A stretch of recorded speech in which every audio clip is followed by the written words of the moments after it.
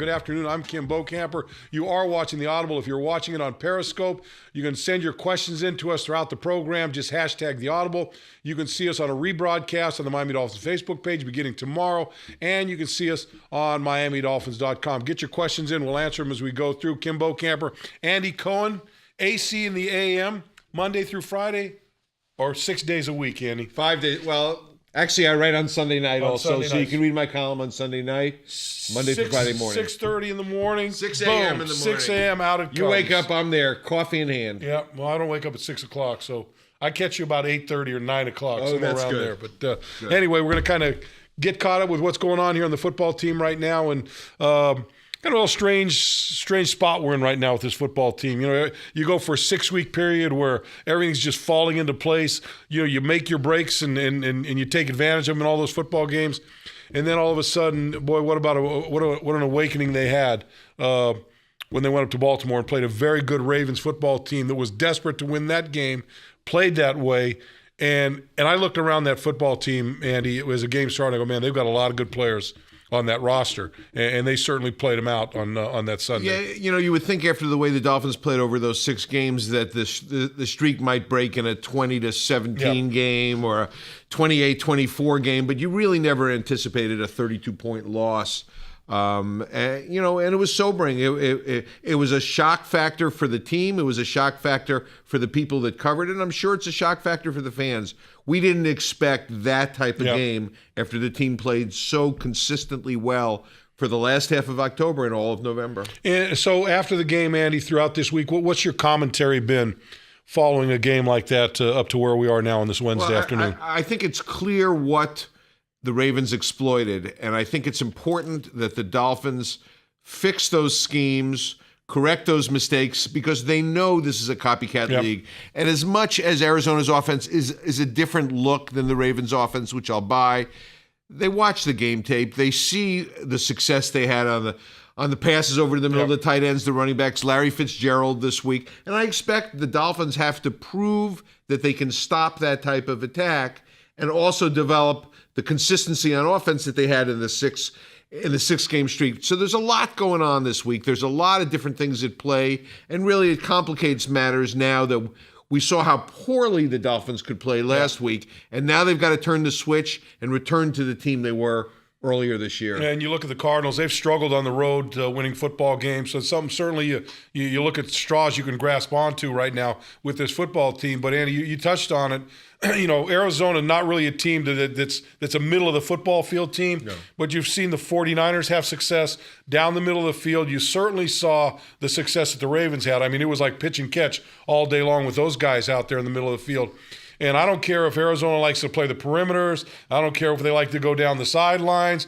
They've got to. They're doing themselves a disservice if they don't test the middle of the field. And I know this coaching staff spending a lot of time, certainly defensively, trying to shore up that middle of the field defensively. The question is, do we have the personnel to do it? Can they adapt? Can they tighten their coverage and get things going? Having said that, the possibility of Kiko Alonso not being in the game is certainly a big monkey wrench in trying to do that, because he's a guy that commands a lot of attention or commands a lot of space in the middle of the field. Yeah, I mean, even if he's in the game, he's playing with one hand, which is very difficult. I mean, it's one thing that the left tackle is playing with an injured hand. It's another thing that the middle linebacker. I mean, he has a chance. He's leading the team in fumble recoveries. How's he going to recover a fumble with one hand? How's he going to intercept a pass like he did against San Diego with one hand? You know, there are definitely challenges. That's why I think you're going to see someone like Mike Hull play a little bit more this week. I like Mike Hull. I've always liked him. He was the all-time Big Ten leader in tackles at Penn State. Great kids, always around the ball. But you really need a better concerted effort by the entire back seven of this team in order to get Arizona thinking that they can't do what the Ravens did to the Dolphins last week. Well, and the other thing you got to do is you've got to try to find a way to reroute or do whatever. You got to give that pass rush a little time to get there. I mean, people now they've kind of figured this out. If you're gonna play this football team, you better get the ball out of the pocket quickly.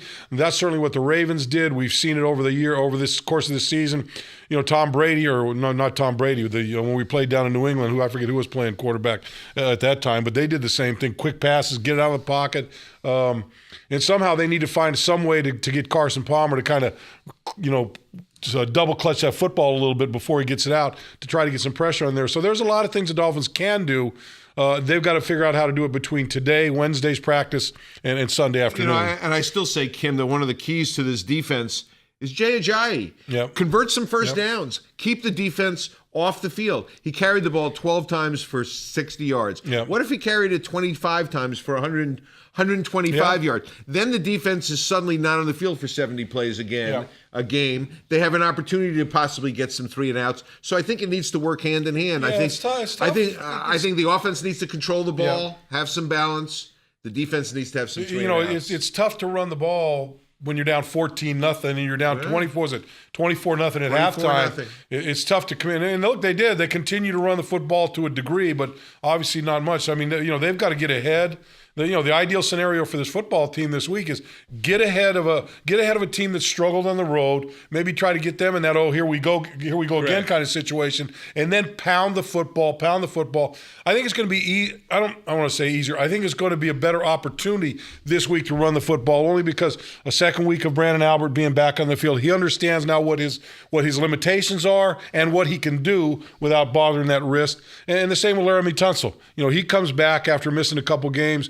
He had to figure out how to get out and play with a brace on his shoulder and do those things. He had a couple of plays where he a couple of penalties that certainly hurt. But I think having those guys having had a week under their belt is going to make them more stout against going against this football team this week. Also, you also touched on fast starts. The Dolphins have been outscored 83-27 in the first quarter this year. That's the worst point differential in the league.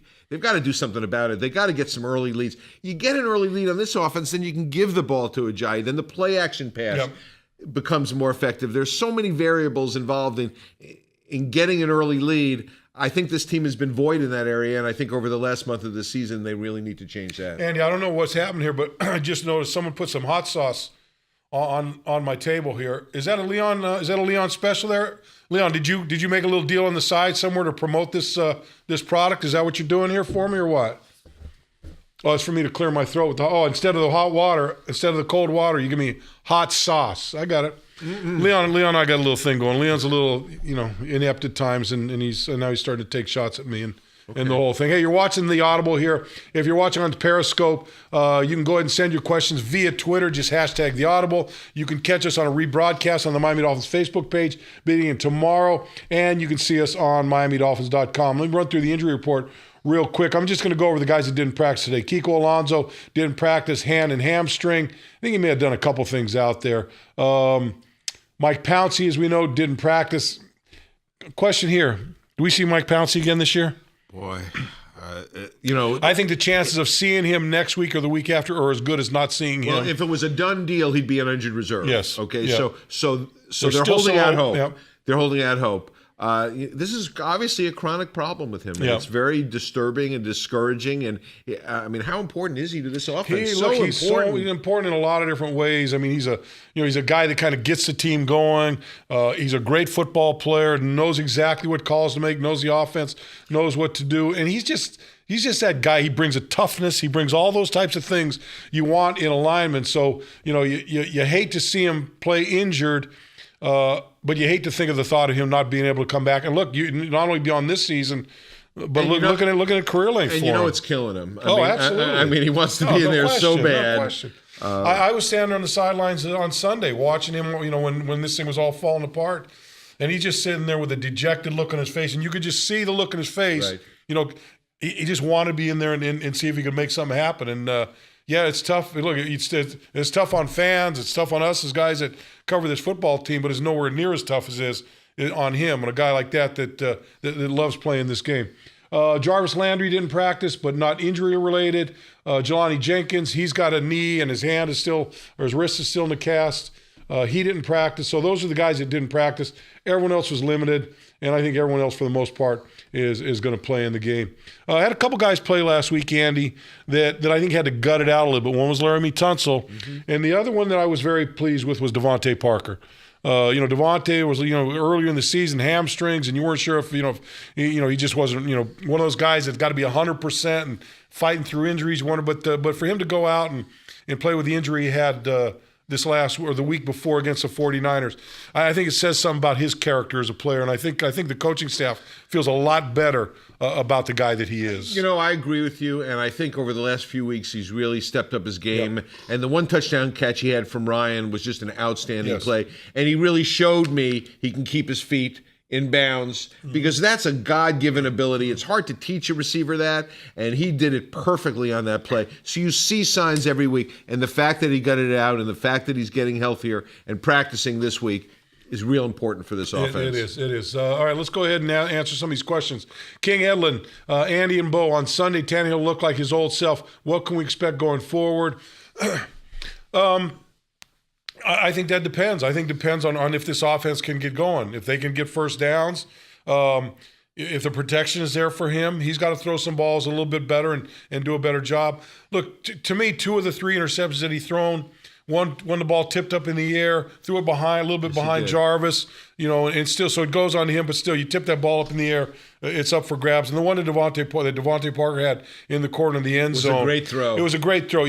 That's the only place to put the football, and the guy made a play on it. Great play by the DB. Yeah. The last one, that was the one, that's the last one, and I guarantee the last couple nights when he goes to bed, he wish he had that thing back. It's easy to focus on Tannehill in the last game, but over a 6-week period, a 6-week period, he really stepped up his game. Yep. And is it fair to paint somebody with a 1-game brush when he showed us over 6 games what he can do? That's why I'm anxious for Sunday's game. I want to see how Ryan bounces back.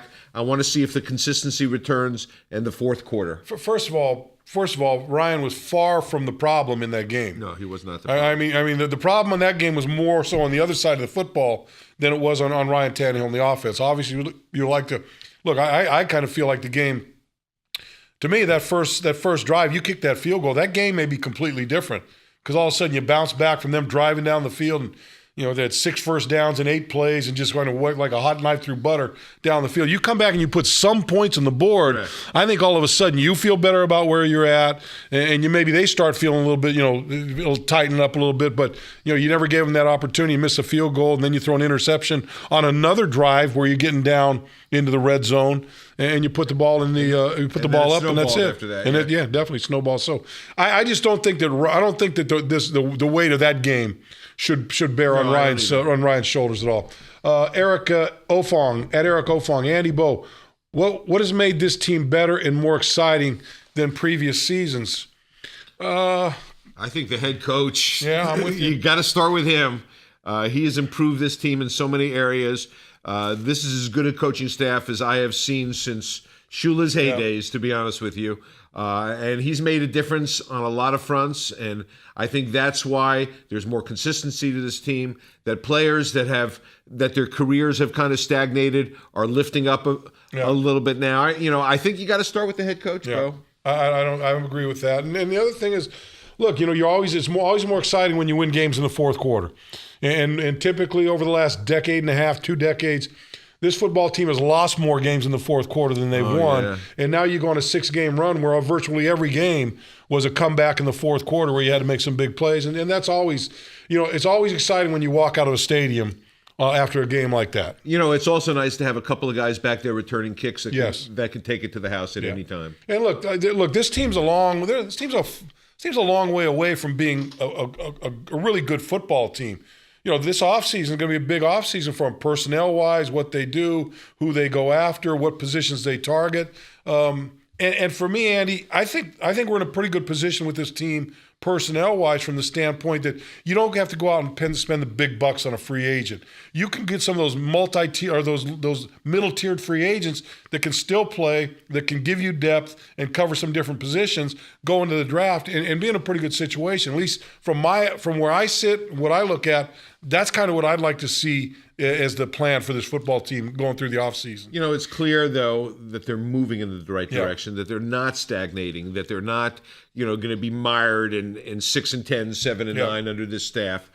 He's made a lot of changes this year. I think the changes will continue in the offseason, but I think the arrow is clearly pointing up. Yeah, I think he's got a pretty good feel of who he doesn't want back too. Yeah. And he's been doing this since since week one, looking at the guys that, what kind of effort they give, what kind of heart they have. Is this Definitely. a guy I want on my foot? This is an evaluation year he for knows him, too. he knows the guy. He knows the type of guys that he wants on this football team, and that's going to be part of the formula during the offseason is getting more of those guys in and getting some of the guys that aren't those types of guys out. You're watching the Audible here. If you're watching on Periscope, you can send your questions via Twitter, #the Audible. Miami Dolphins Facebook page, rebroadcast begins tomorrow, and at MiamiDolphins.com, you can catch us there. At Adams351, how's Xavier Howard looking at practice? We're looking at the injury report. He was limited today. I think he's close. Yeah, I think he's real close, I too. think this... And they need him, Bo. I think there's a pretty good chance...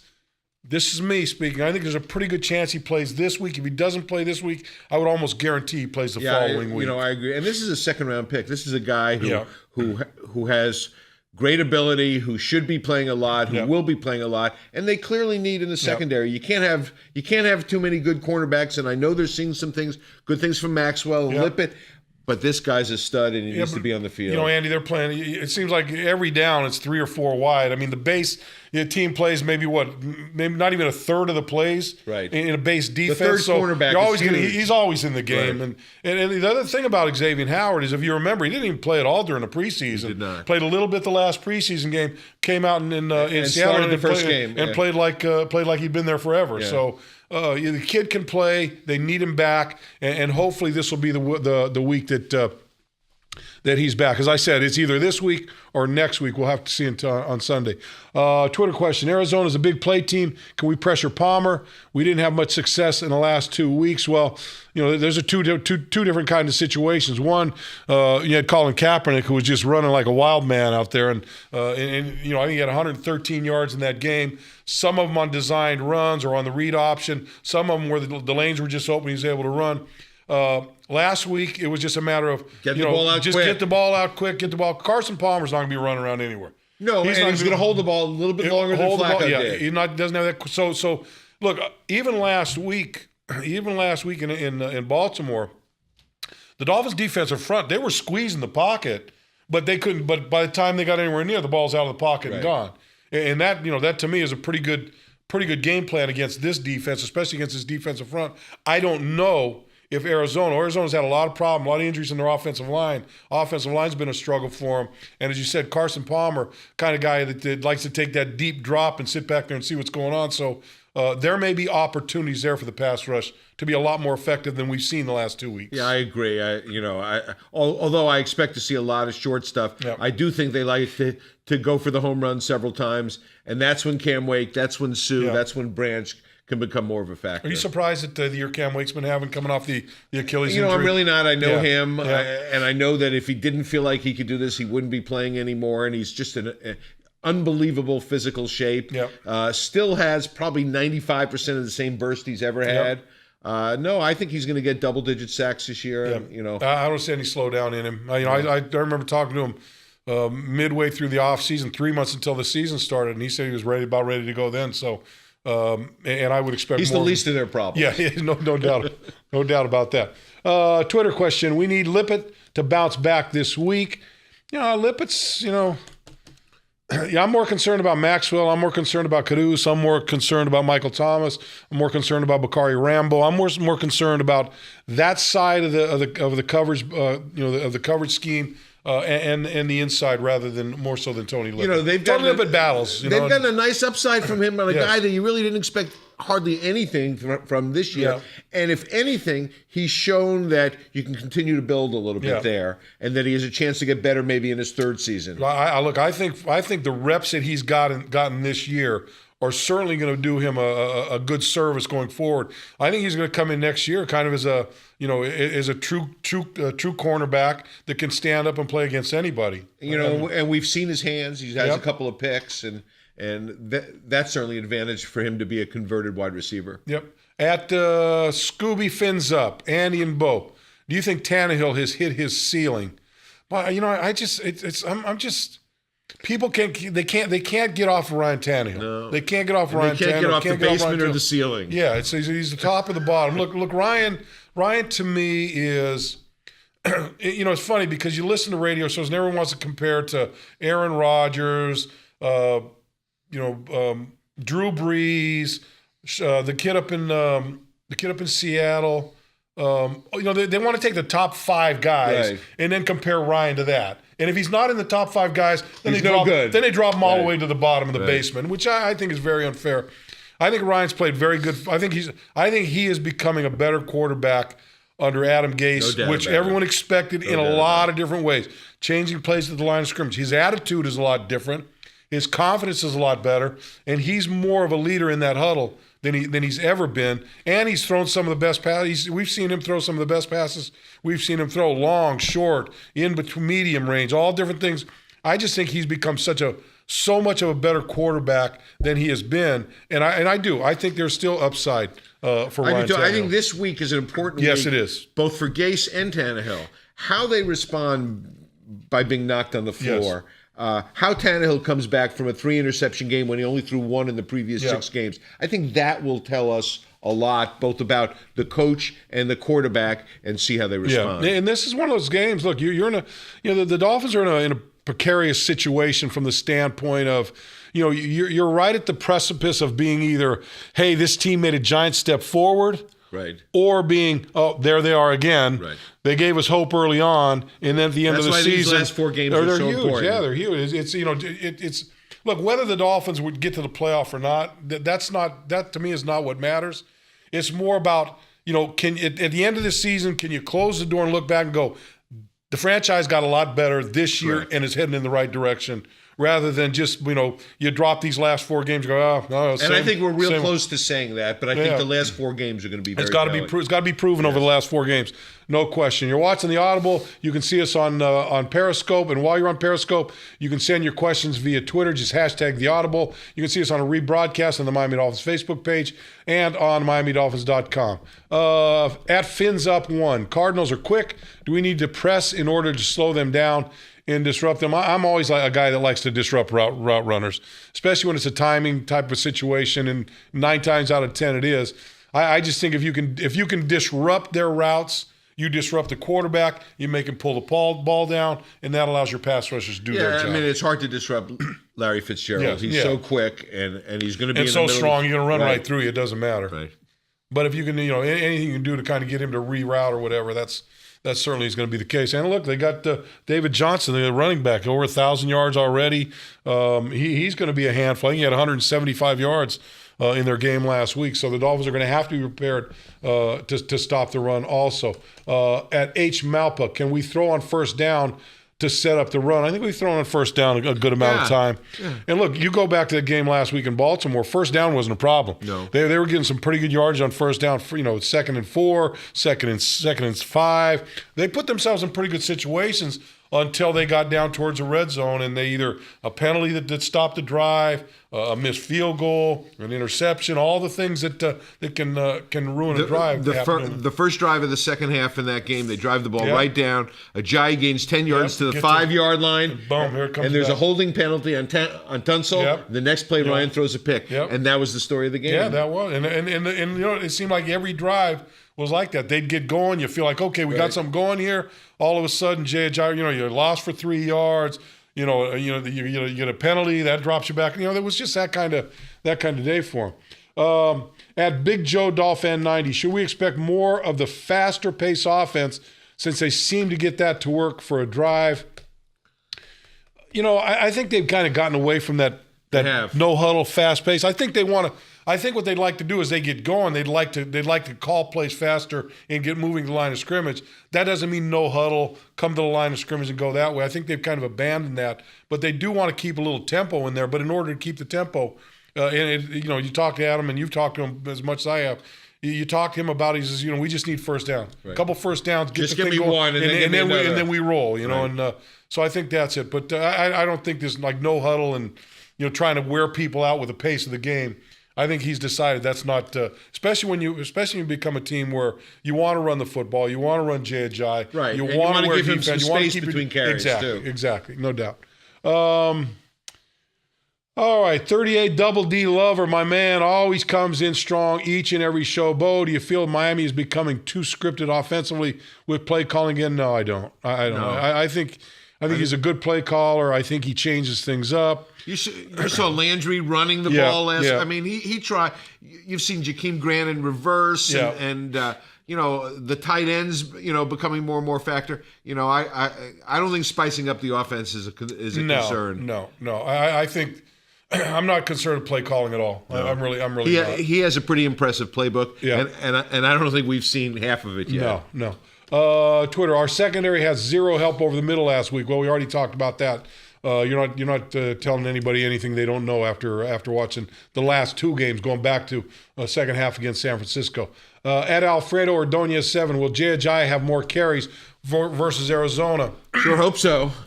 I hope so. Obviously, the game's going to dictate that. You fall behind 21-0 against Arizona, he's not going to get that many carries again. I mean, that's just the nature of the game. But I would like to see Jay. Look, I would love to see Jay Ajayi have 25, 26. So would he. Somewhere carries around, and he wants them too. And I think everyone wants them. If Jay has between 20 and 28 carries in the game, it's good. The Dolphins win the football game, no doubt about and it. He's rushing for about 115, 120 yards. No doubt about it. It's good news. And the defense is getting to rest a little bit. And there's a lot of stats you can look at. Look at Jay Ajayi's carries. And that's going to be it, exactly. Yep. A Twitter question, do you see us keeping Mario next year, Mario Williams? My answer would say no. My answer would say no. I think they just haven't got – I remember the player that he was, and he was special and drove the Dolphins crazy. Yep. And really hasn't shown that consistently this year. Yeah, the other thing is I just don't – I don't think he has that burst anymore. No. I don't think the speed that made him a difference maker in this league. I just don't think he I don't think he has that kind of burst on his legs anymore. Yeah, he has not been one of the answers on this defense, clearly. I kind of hope, I really had hoped that if he brought him in here, put him out that defensive end position in a 4-3, just let him line up and rush the passer. Cause some havoc. Yeah, I thought he would really create problems for him. But, hey, look, that being said about Mario, Andre Branch has given you a lot of production on that side opposite Cam Wake. And you talk about a guy with upside. I love his upside. Only been in the league for 4 years. This is his fifth year. I think this is his fifth year or fourth year. I think it's his fifth year. I think it's fifth year. So he's still got a lot of football left in him. He's a guy I'd like to see the Dolphins, kind of re-sign him, get him under the fold for a while and keep him around, because I think he's got a lot of good football left to play for this team. Twitter, hey, Bo, do you think Deion Sims could be a good tight end? I think Deion Sims is already a good tight end for us. Yeah, he is. I think when Deion's healthy, I think he's become a better pass receiver. He's becoming more confident in his. I think the team has always been these guys, this coaching staff has always been confident in his ability to catch the ball. He needed to get more confidence in catching the football, and I think he's done that. But and his blocking's excellent. Blocking's very good. I think he's become a very well-rounded tight end for us. Marquise Gray's done a good job. Dominic Jones has done a good job. So, I think their tight end position has been very productive for them over the course of the year. I agree. At Scooby Fins Up, I love the Audible because they actually answer our questions. So I thank Leon. Why you want to thank Leon? Leon's not answering no questions. Leon, usually half the time he misspells them. You can't read what the questions are. There's a lot more questions on here I don't read because Leon, Leon, you need to drink some of this hot sauce a little bit. I know you're in there trying to massage the people. Is that Leon Lett back there? No. That's Neon Leon back there, right there. The light's flashing. He doesn't remember Open, Leon Lett. Closed. No, he ain't not Leon Lett, that's for sure. Thanksgiving. But hey, Scooby, go ahead. You can go ahead and praise Leon back there. You don't want, believe me. If I told you everything that was going back there in that room with that crew right there, that menagerie of people back there, holy criminy sakes, you wouldn't believe it if I told you. At Twitter, how do we keep guys accountable for making penalties during the game? I'm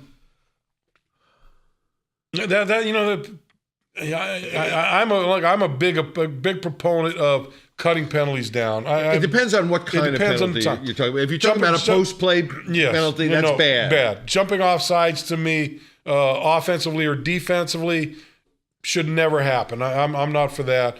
Holding penalties, those things happen in the course of a play, but I'm with you, Andy. The personal fouls after the play is over. How many times have we seen this team get a big first down offensively, and then you get a skirmish over on the sideline, and here you come back? Or how many times is a guy hit or pushed, and it's the second time that the guy gets penalized? Yeah. It's the other guy always. Those things need, and look, but look, some of those things too. You want those guys to be accountable for them.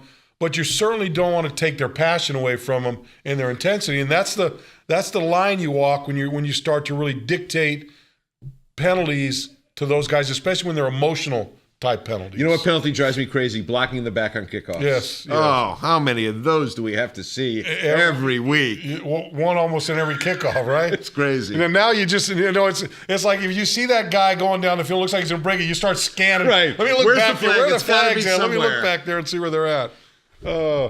Tony Day, 173. What's hurting us more, poor linebacker play or injuries with the linebackers? I think they kind of go hand in hand. Yeah, it's both. Neville Hewitt's come in and done pretty well for you. Spencer Paysinger, Donald Brown has come in. Donald Butler's come in and I think done an admirable job. He's done a pretty good job while he's been back there. But there's been a rotation. And Mike Hull played last week. When you look at their starters, we're supposed to be Koemisi, Jelani Jenkins, and Kiko Alonso. And you only got one left standing in here, in Kiko Alonso. And hopefully he's going to play this week. But if he does, he's going to play with a cast in his hand. So that's what you get. So I think it's a little bit of everything there. But to me, and we talked about in a program on Monday was doing. I think one thing this football team needs to look at when they go into the offseason, they need to look for a big bruising linebacker. Oh, no doubt about it. Alabama's got a few in there, but yeah. Because I think you get a big bruising linebacker in there. I think it makes Kiko a better linebacker. It gives him a difference maker type guy. Yes, exactly. No doubt about it. All right, Andy, that's going to do it for the day, man. Wow, Bo. In and out, half hour. I think usually we start late with Leon, so it's I think we're right about on time for him. He's just falling asleep back there halfway through the show anyway. But anyway, always a pleasure having you on the program. It was fun, Tim. Andy Cohen, Kim Bokamper here with you. This has been The Audible. We'll be back on Friday at 4:30. Joe Rose usually fills the seat over here, and that's always an interesting program when he comes in. You never know what direction it's going to go. Hopefully, Leon will have us here on time at 4:30 on Friday. Chances are not, but hey, we'll live with it if we have to. That's the way it goes. We'll see you next time. Have a good couple of days. We'll see you on Friday.